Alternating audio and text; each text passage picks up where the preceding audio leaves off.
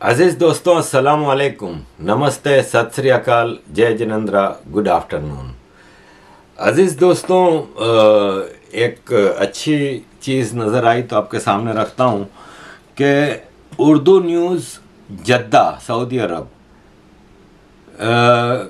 के एडिटर मुख्तार अल-फाल जब इंटरव्यू के लिए भारत के ex prime minister Narasimha Rao के साथ गए तो नरसिम्हा राव बहुत अच्छी उर्दू बोलते थे। वो जामिया उस्मानिया में भी पढ़े थे। तो उन्होंने हमें ये कहा, एडिटर इन चीफ को, कि आप सऊदी अरब और इनकी जो पॉलिसीज़ हैं इस्लामिक मदरसों में और इन चीज़ों में, तो इनको तो इसका इफ़ेक्ट इसलिए नहीं पड़ेगा कि ये तो अपनी तेल की इनकम से बच जाएंगे, लेकिन मुझे फ़िक्र है पाकिस्तान की कि ये गैस का, एनर्जी रिसोर्सेज का खुलेआम इस्तेमाल करते हैं। यानी क्योंकि पाकिस्तान को सऊदी अरब वगैरह से सस्ते में और अक्सर मुफ्त मिल जाता था, ये बड़ी बड़ी गाड़ियाँ इस्तेमाल करते हैं। इनके एक एक छोटे से ऑफिसर भी बड़ी बड़ी गाड़ियाँ इस्तेमाल करते हैं। हम तो मारुति और एम्बेसडर गाड़ियों में गुजारा करते हैं और हम इसी मारुति और एम्बेसडर गाड़ियों के दौर से गुजर के लैंड क्रूज़र खुद बनाएंगे, लेकिन पाकिस्तान से बाहर से हर गाड़ी मंगवाता है और वो लैंड क्रूज़रों में घूमता है। आप याद रखिएगा कि पाकिस्तान एक दिन बहुत बड़े क्राइसिस का शिकार हो जाएगा, क्योंकि अफ़गानिस्तान में हमेशा अमेरिकी जंग नहीं चलती रहेगी, जिससे कि पाकिस्तान को बहुत फ़ायदे मिलते हैं। और उन्होंने कहा कि मैं जो एम्बेसडर गाड़ी इस्तेमाल करता हूँ, ये इंडिया के एक एक्स डिप्लोमेट ने इसको बनवाई थी और इसको मैं ठीक ठाक करवा के अपने इस्तेमाल में याद करता हूँ। एडिटर लिखते हैं कि आज मुझे नरसिम्हा राव जी की वो बात याद आती है कि हमने तो आज तक कोई भी गाड़ी पाकिस्तान में कंप्लीट नहीं बनाई। हम बाहर से पुर्जे मंगवा के असेंबल पाकिस्तान में करते हैं, चाहे वो सुजुकी है या होंडा है। उनकी अपनी फैक्ट्रियां हैं सुजुकी और होंडा की, जो पुर्जे बना के वहाँ से पाकिस्तान में भेजती हैं। हम सिर्फ असेंबल करते हैं। इंडिया तो एक नहीं कई किस्म की गाड़ियाँ खुद बनाता है। अजीज़ दोस्तों, एक और चीज़ मैं आपके सामने रखूं, फिर मैं आपका पाकिस्तान का आपके सामने चीज़ें रखूँगा कि किस तरह पाकिस्तान का सत्यानाश हो रहा है। अजीज़ दोस्तों, पाकिस्तान के एक जज हैं काजी फाइज़ ईसा, जिसके ख़िलाफ़ इमरान खान की सरकार ने बहुत ज़्यादा कोशिशें की थी। उसकी बीवी के, इनकी प्रॉपर्टीज़, हालांकि ये ख़ानदानी अमीर हैं, अंग्रेज़ों के ज़माने में भी इनके पुरखों ने इंग्लैंड में एजुकेशन हासिल की थी, लेकिन इनके ऊपर काफ़ी कोशिश की, कुछ मिला नहीं। ये आज भी सुप्रीम कोर्ट के जज हैं। इन्होंने दो बातें की जो कि आई ओपनिंग है। एक तो ये कि इन्होंने कहा कि मेडिकल कॉलेजेस में एडमिशन के लिए जो टेस्ट होता है ना, उसमें उन स्टूडेंट्स को एडवांस में 20 पॉइंट फ्री में दिए जाते हैं जो हाफिज़ कुरान हैं, जिन्होंने कुरान पूरा याद किया हुआ है। तो वो पूछ रहे हैं कि भाई ये क्या क्राइटेरिया है कि एक हाफिज़ कुरान को 20 पॉइंट मेडिकल के एंट्री टेस्ट के लिए क्यों एडवांस में मिल जाते हैं फ्री में? क्या क्रिश्चियन अगर बाइबल का हाफिज़ है तो क्या उसको भी 20 नंबर दिए जाएंगे? हाफिज़ कुरान आप अल्लाह के लिए होते हैं, इससे मेडिकल एजुकेशन का क्या ताल्लुक़ है? ये मेरी समझ से बाहर है। दूसरा, उन्होंने ये कहा कि Pakistan electronic media regulatory authority PEMRA ने मीडिया को ख़त लिखा है कि आप जजों के कंडक्ट पे कोई लिख नहीं सकते कुछ भी। तो काजी फाइज़ ईसा ने कहा कि जजों को ये फैसिलिटी क्यों दी गई है, उनके कंडक्ट पे क्यों आप क्रिटिसाइज़ या कुछ लिख नहीं सकते? सुप्रीम कोर्ट कोई सुपर इदारा नहीं है, इसको मुकद्दस गाय क्यों बनाया जा रहा है? अजीज़ दोस्तों, ये सिचुएशन जो आपके सामने मैंने रखी, उस पे मैं इसलिए कि पाकिस्तान में है ना, एक कल्चर है जो एलिट को बनाती है और एलिट के लिए ही रहती है। ये जो आप महल देख रहे हैं ना, इसको बंगला नहीं कह सकते आप, ये महल है। ये बिलावल हाउस नहीं है, ये नवाज शरीफ का जाती उम्रा घर नहीं है, ये इमरान खान का बनी गाला नहीं है, ये पाकिस्तान का एरिगेशन डिपार्टमेंट है ना, सिंध का, जो सिंध के एरिगेशन डिपार्टमेंट के एक इंजीनियर का घर है, ज़रीफ खेड़ो। ज़रीफ खेड़ो एक इंजीनियर है एरिगेशन डिपार्टमेंट का, उसका घर है। अब आप खुद सोचें कि ये महल है या घर है। मैं जब जमशेद टाउन का मेयर था तो एक दिन मैंने आपको पहले भी ये शायद वाकया बताया है कि दाऊद इब्राहिम की एक बिल्डिंग पे मैंने छापा मारा था, और फिर तो उसके जो कराची बिल्डिंग कंट्रोल अथॉरिटी का एक ऑफिसर था, ग्रेड 14 का या ग्रेड 16 का था, उसने मुझे दावत दी कि आप मेरे घर पे आएँ और KBCA यानी कराची बिल्डिंग कंट्रोल अथॉरिटी के और भी मसले हैं और इन सब चीज़ों पे आपसे डिस्कस करते हैं, आपकी मैं दावत करना चाह रहा हूँ। तो कराची का जो पोश तरीन इलाका है क्लिफ्टन, एक समंदर के बिल्कुल सामने इसका बंगला था। मैं हैरान रह गया, ग्रेड 14 या मैक्सिमम ग्रेड 16 का था, कि उसका बंगला, मुझे फिगर्स वो उसका पता नहीं चलते कितने मीटर, मेरा ख्याल है 2000 मीटर का बंगला था साइज में। इसके फर्स्ट फ्लोर पे स्विमिंग पूल था। मैंने कहा ये कोई जागीरदार है क्या है, वो भी कराची के क्लिफ्टन के बिल्कुल सामने पोश तरीन इलाके में। आज की मार्केट वैल्यू से वो कम से कम 80-90 करोड़ रुपए का घर होगा। ये पाकिस्तान के एलिट हैं, और गरीबों को ये क्या देते हैं, इस पे आप हैरान रह जाएंगे कि गरीब बेचारा कहीं भी कुछ भी नहीं कर सकता। अजीज़ दोस्तों, मैं इकोनॉमिक सिचुएशन की तरफ जाने से पहले आपको ये एक बता दूं कि मॉरिटानिया में 16 और 17 मार्च को OIC organisation of Islamic countries की एक फॉरेन मिनिस्टर्स की मीटिंग हुई। उसमें सारे ही फॉरेन मिनिस्टर नहीं आए थे, और लेकिन काफ़ी वहाँ पे जमा हुए थे। पाकिस्तान इसका प्रेसिडेंट था, तो वो प्रेसिडेंसी ख़त्म हुई और अब वो मॉरिटानिया को प्रेसिडेंसी मिली है। और इसमें ज़्यादातर बातें कुछ होती ही नहीं है। ज़्यादातर ये इनके पास 2 इशू होते हैं, पैलेस्टाइन और कश्मीर। तो चूँकि पाकिस्तान की प्रेसिडेंसी थी और पाकिस्तान की लॉबिंग चलती है, OIC पाकिस्तान का एक ऑर्गन बन के रह गया है। तो उसमें एक कॉन्टेक्ट ग्रुप बनाया गया जो भारत को जम्मू एंड कश्मीर में अत्याचार करने से रोके और भारत को ये मजबूर करे कि जम्मू एंड कश्मीर को आज़ादी दे और वहाँ पे सिविल लिबर्टीज़ और ह्यूमन राइट्स वायोलेशन को रोके। और ये एक कॉन्टेक्ट ग्रुप बनाया है जिसमें कुछ कंट्रीज़ हैं। ये 2 प्रेस रिलीज़ पाकिस्तान की मिनिस्ट्री ऑफ फॉरेन अफेयर्स ने इशू की हैं। इस contact group on Jammu and Kashmir की एक मीटिंग साइड लाइन्स में हुई। मेन मीटिंग में अब सऊदी अरब वगैरह इजाज़त नहीं देते। उस कॉन्टेक्ट ग्रुप की मीटिंग में सऊदी अरब, तुर्की, नाइजर, आज़रबाईजान और कश्मीर के नुमाइंदे और एक independent permanent human rights commission है वो शरीक हुए थे। और उन्होंने एक प्रेस रिलीज जारी की है कि भारत को हम मजबूर कर देंगे कि वो कश्मीर को आज़ाद करे और कश्मीर में मामला को ठीक करे वगैरह वगैरह। अजीज़ दोस्तों, पाकिस्तान के जनरलों से कोई पूछे कि वो कश्मीर को आज़ाद कराने के लिए इतने हमारे बजट खा रहे हैं 75 साल से, तो वो जाके आज़ाद क्यों नहीं कराते।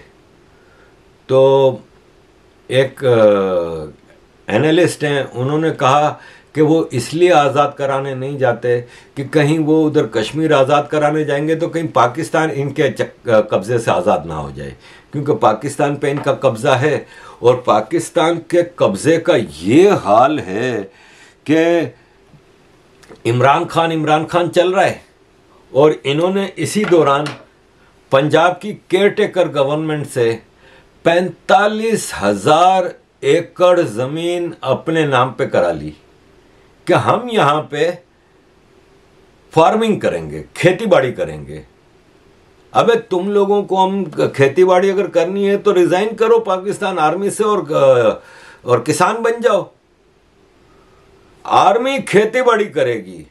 आर्मी ऑलरेडी प्रॉपर्टियां बना रही है, हाउसिंग सोसाइटियां कर रही है, डायपर्स बना रही है, दलिया बना रही है, सोया, पोल्ट्री, सीरियल्स, छोले कुलचे, कच्चा बनियान,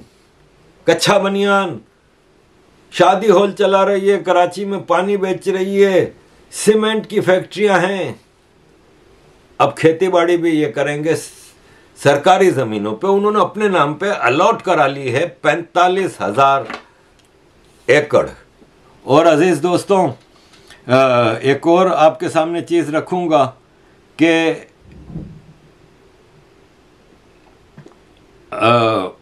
पाकिस्तान की आर्मी को एक लिस्ट थी मेरे पास। हाँ, ये कुछ इलाकों की बात है कि 1965 से 2003 तक पाकिस्तान के फौजियों को रिटायरमेंट पे बड़ी ज़मीनें अलॉट होती हैं, एग्रीकल्चर लैंड।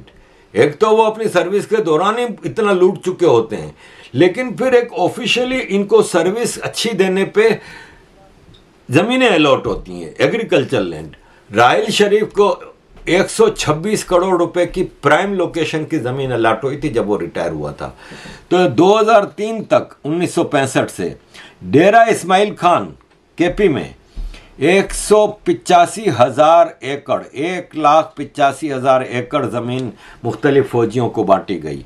मुजफ्फरगढ़ में 1,73,000, डेरा गाजी खां 1,53,000, राजनपुर 1,33,000, विहाड़ी 1,70,000 एकड़, पाकपतन 1,93,000, मुल्तान 1,23,000, खानेवाल 1,43,000, साहिवाल 1,73,000, लाहौर 2,73,000, कसूर 3,87,000, शेखोपुरा 1,93,000। और अजीज़ दोस्तों, ये सारे डिस्ट्रिक्ट सिवाय डेरा इस्माइल खान के पंजाब के कुछ डिस्ट्रिक्ट हैं।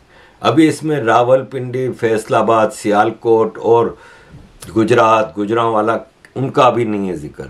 और सबसे ज़्यादा ज़मीनें, आधे से ज़्यादा सिंध इन्होंने फ़ौजियों को अलॉट किया हुआ है, बलोचिस्तान में अलॉट करते हैं, अब इन्होंने पीओके में भी देना शुरू किया है। ये ऐसी क्या सर्विस देते हैं कि इनको इतनी ज़मीन अलॉट होती है। अजीज़ दोस्तों, थोड़ा आईएसआई के बारे में IMF के बारे में बात कर लें। IMF ने पाकिस्तान के ऊपर सर्जिकल स्ट्राइक की है।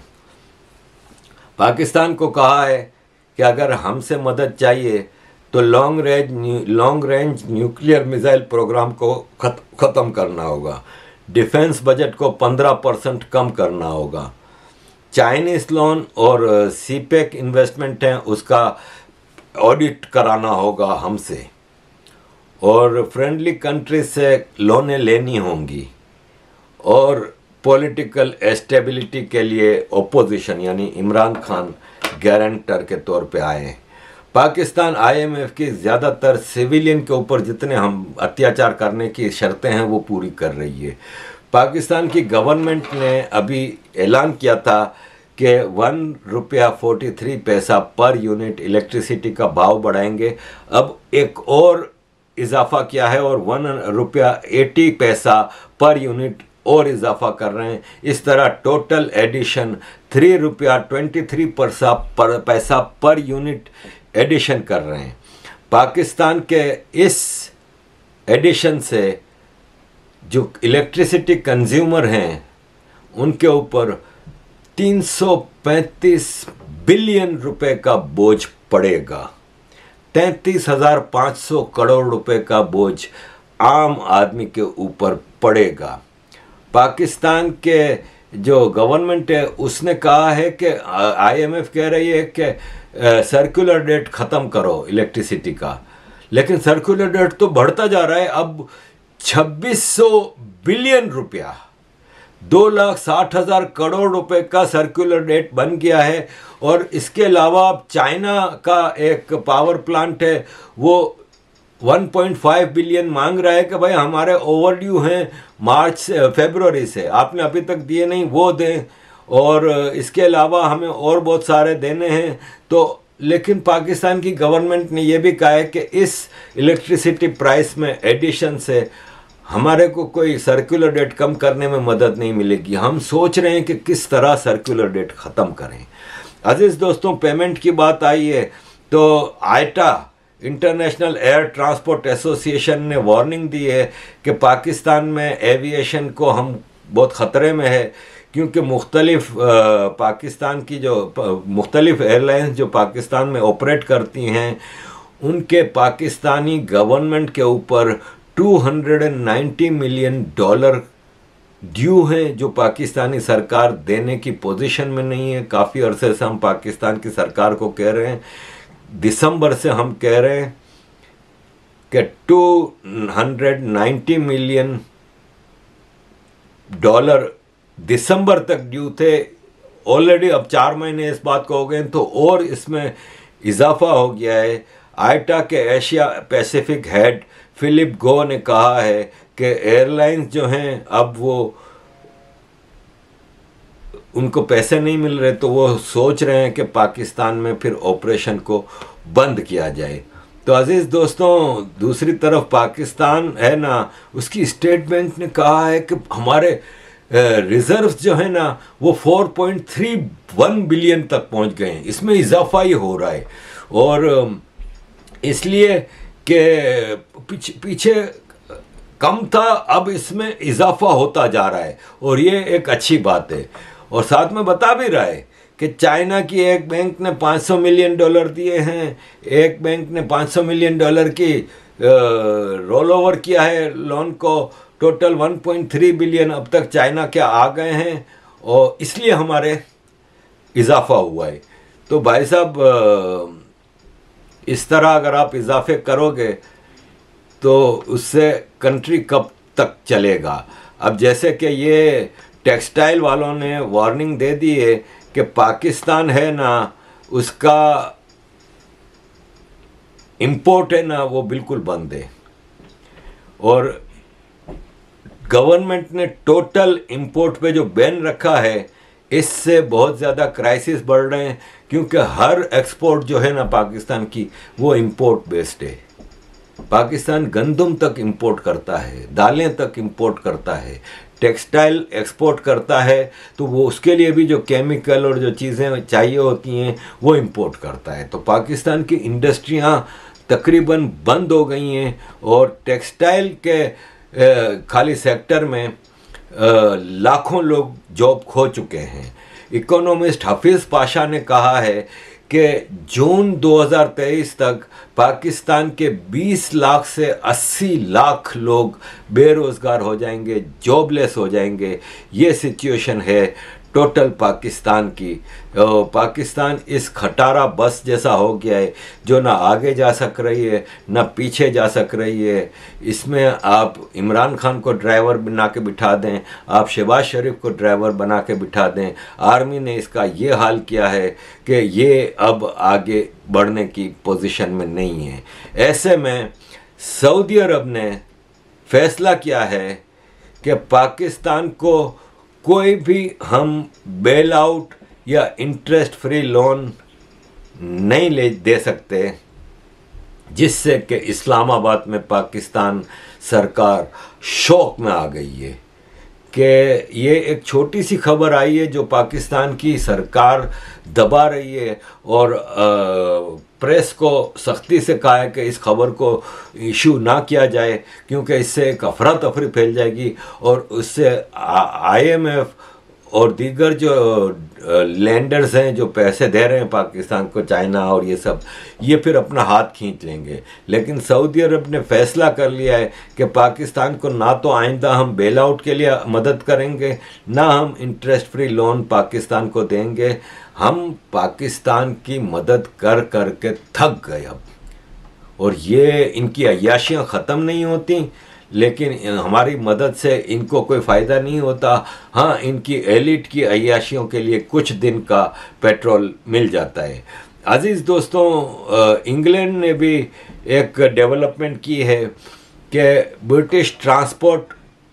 ब्रिटिश डिपार्टमेंट ऑफ ट्रांसपोर्ट ने यह कहा है कि अब पाकिस्तान के एयरपोर्टों पे हम मॉडर्न मशीनें भेजेंगे सिक्योरिटी के लिए, और modern security machines department of British transport वहाँ पे लगाएगी। पाकिस्तान की एक एक चीज़ इस वक्त इंटरनेशनल लोगों के कब्ज़े में है, कंट्रोल में है। अजीज़ दोस्तों, ये सारी सिचुएशन है। एक ये आप हामिद मीर को जानते हैं, ये पाकिस्तान के एक प्राइम टाइम एंकर हैं। इनके भाई ने अभी किसी जगह बात करते हुए ये कहा था कि पख्तून कौम है ना, वो दहशतगर्द है, टेररिस्ट है। उस पर पख्तूनों में बहुत रेजेंटमेंट आया है, और पख्तून लीडर सरदार आकिब जावेद ने आपके भाई ने एक स्टेटमेंट दिया है कि पख्तून कौम दहशतगर्द है, तो मैं उसका जवाब आपको देता हूँ कि पख्तून गैरतमंद लोग हैं, बेगैरत नहीं है। सबसे ज्यादा अगर जुल्म हुआ है तो वो पख्तूनों के ऊपर हुआ है। अगर नहीं आपको पता, उन मुजालिम का नहीं पता, तो वज़ीरिस्तान का चक्कर लगा के देख लें, फाटा वाना, ये जो कबायली हमारे इलाके हैं यहाँ पर देख लें, घर मुसमार किए हुए हैं। तकरीबन 2003 से लेकर 2013 तक यानी कि ड्रोन अटैक सहते रहे हैं। उन्होंने अपने बच्चों को शहीद हुए होते देखा है, अपने लोगों को मरते हुए देखा है ड्रोन अटैक्स में। अगर वो अपने ऊपर जुल्म होता हुआ देखकर वो आवाज उठा रहे हैं इस जुल्म के खिलाफ, अगर वो अपनी आवाज उठा रहे हैं, बाकी उन बेचारों के पास है क्या? उनके पास तो वो कच्ची बंदूकें हैं, उसके अलावा उनके पास क्या है? तो आप उनको बड़ी आसानी के साथ, आपके भाई ने एक स्टेटमेंट दे दिया कि पख्तून कौम जो है वो दहशतगर्द है। सबसे बड़े दहशतगर्द इस मीडिया के ऊपर बैठे हुए साफी एंकर हैं, जिनको अमेरिका 16 अरब रुपया सालाना देता है। मैं समझता हूँ कि ये 16 अरब रुपया सालाना जो साफियों को मिलता है, अमेरिका इतना पागल है कि वो आपको 16 अरब रुपया मुफ्त में दे दे। मुफ्त में ये चीजें नहीं मिलती हैं। जर्नलों को मुफ्त में वो अमदाद दे रहा है, मीडिया को मुफ्त में जो है वो पैसा दे रहा है, पाकिस्तान की वो मुफ्त में जो है मदद कर रहा है। तो कोई भी चीज मुफ्त में नहीं दी जाती, लाजमी तौर पे वहां पर सौदा होता है, और ये फिर जो सौदे होते हैं, और फिर उसके बाद इन सौदों के बदलों में स्टेटमेंट दी जाती है कि यहाँ पर दहशतगर्द हैं, और फिर मासूम पख्तूनों को जो है वो यानी कि उनके बच्चों को शहीद किया जाता है, उनकी औरतों को शहीद किया जाता है। सबसे ज्यादा अगर पाकिस्तान के साथ कोई वफादार है, सबसे ज्यादा अगर पाकिस्तान के साथ कोई मुखलस है, तो वो पख्तून कौम है। ये वही पख्तून है जिनको आज आप दहशतगर्द डिक्लेयर कर रहे हैं, जिन्होंने आपको आजाद कश्मीर लेकर दिया था। अपनी कच्ची बंदूकों के साथ आजाद कश्मीर अगर किसी ने फतह करके दिया था, तो ये पख्तून कौम। अजीज़ दोस्तों, मेरे पास और भी बहुत सारी खबरें हैं, लेकिन फिर लंबी वीडियो हो गई है। देखें, पाकिस्तान के हवाले से जब बात करेंगे तो इतनी सारी खबरें आ जाती हैं कि मैं बता नहीं सकता। ये हमारे पिछले 1 महीने में गुड्डी लोंगियों कोहली की बेटी हैदराबाद सिंध से अगवा करके rape, force conversion, force marriage Afaq Khamiso के हाथ। फिर 9 मार्च को गुड्डी ईश्वर बेल की बेटी थरपारकर से, और इसको भी यही kidnapping, rape, force conversion, force marriage Sikandar Ranjho Bajir ने। फिर 13 मार्च को सारा माइनर है। वीरो कोहली की बेटी उमरकोट सिंध, और इसको सजन महल शेख ने अगवा, forced conversion, forced marriage, minor लड़की। और एक खोड़ो कोहली की बेटी को अगवा कर लिया जुल्फ़िकार खोसो ने, उसको भी फोर्स्ड कन्वर्जन, फोर्स्ड मैरिज, और उसका इस्लामिक नाम जुलेखा रखा गया। अजीज़ दोस्तों, पाकिस्तान एक जानवरों का जंगल कानून है, वहाँ पे जानवरों का देश बन चुका है। वहाँ पे आप किसी से क्या तवक्को रखेंगे। ये सिंध तो बिल्कुल ही इन्होंने, पाकिस्तान ने सिंधी जागीरदार और पंजाबियों ने मिल के सिंध का बेड़ा गर्क करके रख दिया है। सिंध में सोसाइटी तबाह है। ठुल्ली,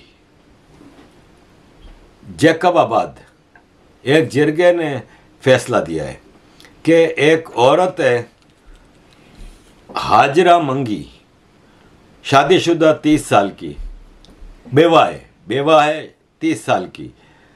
उसने एक आदमी दादू मंगी, वो भी शादीशुदा है और उसकी बेटियां हैं, उसके साथ भाग गई। तो जिरगे ने कहा कि ये कारोकरी एक बहुत गंदी रस्म है सिंध की, ऑनर किलिंग जिसमें कहते हैं। और इसके बदले में 2 माइनर लड़कियां, इस औरत की और इस आदमी की, उनकी जिरगे ने अपनी शादियां कर लीं उनके साथ। ये है पाकिस्तान के। उन्होंने कहा कि इनके माँ बाप ने कारोकरी की, हमारा नाम बदनाम किया, इसलिए इनकी शादी इस तरह कराई जाएगी। अजीज़ दोस्तों, एंड पे मैं आपके साथ कुछ, चले मैं आज इसको माफ़ करता हूँ, छोड़ देता हूँ। मलाला के बारे में मुझे कुछ कहना था, लेकिन यह है कि एक ह्यूमन राइट्स एक्टिविस्ट जो पख्तून लड़कियों की पढ़ाई के नाम पे इसने बिलियनर बन गई है, मिलियनर नहीं है। इसका बाप बड़ा सियाना है और उसने बड़ा माल बनाया है, और आज वो 7 स्टार लाइफ गुजार रही है। ये वेस्ट की क्रिएशन है। वेस्ट जिस तरह ग्रेटा थुनबर्ग और ये मलाला यूसुफजई, ऑस्कर में जाना और ये सब चीज़ें, लोग कहते हैं आरिफ भाई आप जेलस हो। भाई साहब मैं क्यों जेलस होने लगा? लानत भेजता हूँ मैं ऐसे पैसे पे जो कि ह्यूमन राइट्स को बेच के, आप ह्यूमन राइट्स को बेच रही हैं। और मलाला यूसुफजई शर्म का बाइस बन गई है। हमारे कौन सा, हमें तो नाम भी नहीं पता, राल्फ लॉरेन का ड्रेस पहन के जा रही हैं और पख्तून लड़कियों के लिए क्या कुछ कर रही हैं, ये किसी को नज़र नहीं आता। क्योंकि पाकिस्तान में या अफ़गानिस्तान में पख्तून लड़कियों की ज़िंदगी कोई तब्दील नहीं हुई। तो अगर वो $1 बिलियन कमा रही हैं और उसमें से अगर $1 मिलियन लगा रही हैं, तो ये तो कुछ ना हुआ ना।